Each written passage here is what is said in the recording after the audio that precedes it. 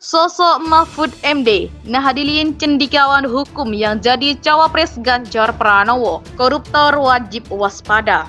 Prioritas pemberantasan korupsi, kepastian hukum, dan konsistensi dalam implementasi penegakannya, memberi jaminan bagi investasi dan pembangunan ekonomi, serta memberi perlindungan kepada masyarakat.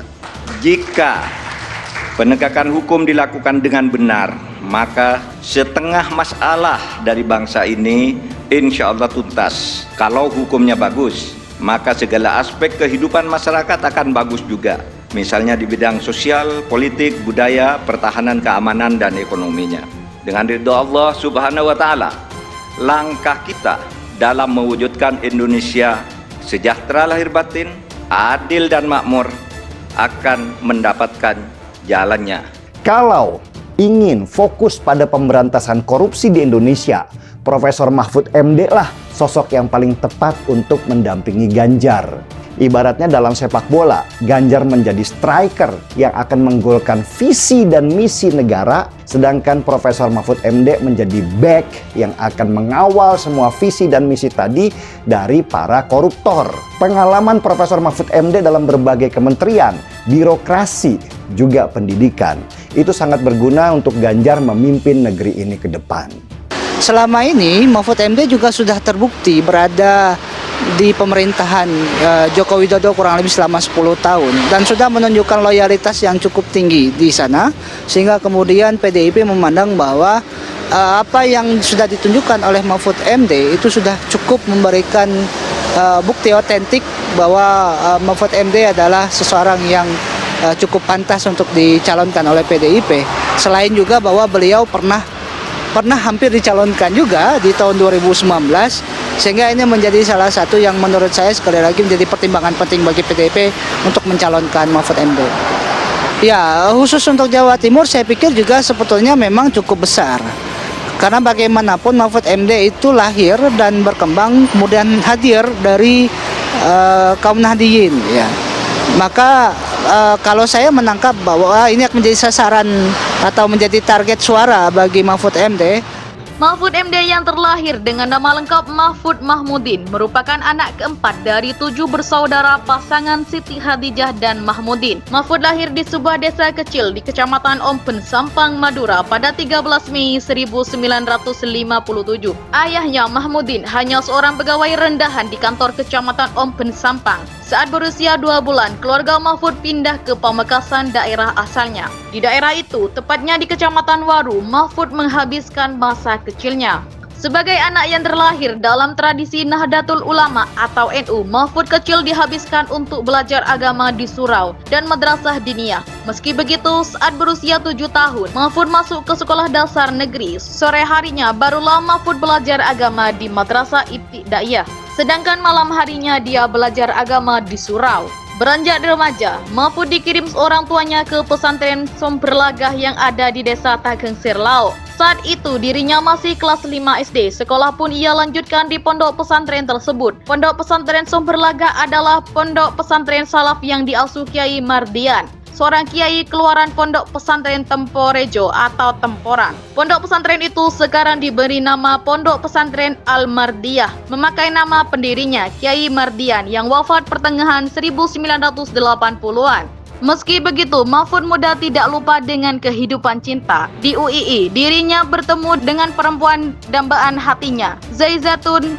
Nihajati atau Yati, dan sama-sama aktif di pergerakan mahasiswa di HMI. Sejak 1979, keduanya mulai dekat dan akhirnya berpacaran. Hubungan keduanya bertahan lama hingga pada 2 Oktober 1982, Mahfud dan Yati resmi menikah di Semboro, Jember. Dari pernikahan itu, Mahfud dan Yati dikaruniai 3 orang anak, antara lain Muhammad Ikhwan Zain, Vina Amalia, dan Royhan Akbar. Lulus dari Fakultas Hukum pada 1983, Mahfud MD kemudian memilih mengajar sebagai dosen di alma maternya dengan status sebagai pegawai negeri sipil atau PNS. Saat itu ia melihat hukum tidak dapat bekerja sebagaimana mestinya karena selalu diintervensi oleh pelit politik. Kekecewaannya terhadap hukum yang selalu dipermainkan politik membuatnya tertarik untuk belajar ilmu politik. Pendidikan S2 Mahfud akhirnya mengambil studi ilmu politik. Saat itulah dirinya bertemu dan punya kesempatan berdiskusi dengan tokoh-tokoh dan pemikir politik sekaligus dosen ternama. Sebut saja seperti Amin Rais, Mojarto Tjokrowinoto, Muhtar Mas'ud, Ikhlasul Amal, Yahya Muhaimin, dan lainnya. Mahfud pun kembali mendapat beasiswa dari Yayasan Super Semar dan dari Tim Manajemen Program Doktor atau TMPD, Departemen Pendidikan dan Kebudayaan untuk melanjutkan S3. Ia kembali mendalami ilmu hukum tata negara ketika mengambil program doktor di UGM. Kecermelangan Mahfud bukan hanya sampai di situ. Ia pun pernah dikirim ke Columbia University, New York, University del Cap, Amerika Serikat untuk melakukan studi pustaka tentang politik dan hukum selama 1 tahun. Ketertarikan Mahfud MD kepada dunia politik sudah muncul saat dirinya kecil. Mahfud remaja suka sekaligus menyaksikan iring-iringan masa kampanye pemilihan umum. Kecintaan pada dunia politik kemudian membuatnya malang melintang di berbagai organisasi kemahasiswaan. Di kalangan aktivis, Mahfud muda dikenal sebagai aktivis Himpunan Mahasiswa Islam atau HMI. Pilihannya pada HMI didorong oleh pemahamannya terhadap medan politik di UII. Sebab saat itu untuk bisa menjadi pemimpin organisasi, intrakampus harus berstempel aktivis